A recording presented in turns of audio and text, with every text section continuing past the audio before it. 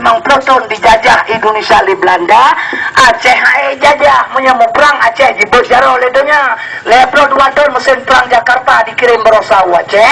Aceh hana talu itamah lepro tutu golong talu Aceh masalah mu perang. Tapi menyambut jibut bameja perundingan nyahinan talu. Bukan elemen hantri belum baca koran orang yang 3 tukul kemah diajri di rayu ipasolang koran Dewan Perwakilan Daerah yang paling bangai itu Jakarta Aceh ibarat. Tapi kan bangai itu lehinan lemah malemah kan pikiran kan tenaga lemah lemah pikiran kan bangai sama dengan.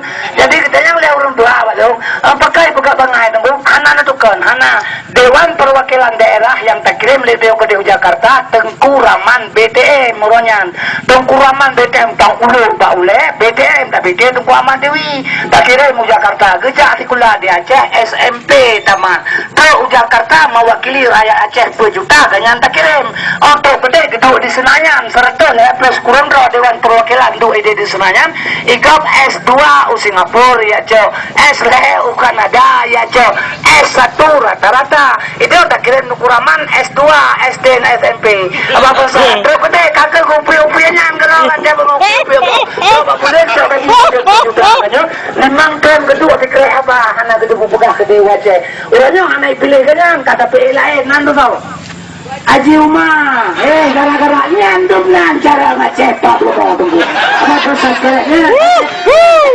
Karena popularitas dengan kaset umpang beri, maka terkirim. Kalau umpang beri gak jauh umpang pen, dia klike jadi tunggu. Apa proses kerennya dan bangai Aceh itu harus terpegang.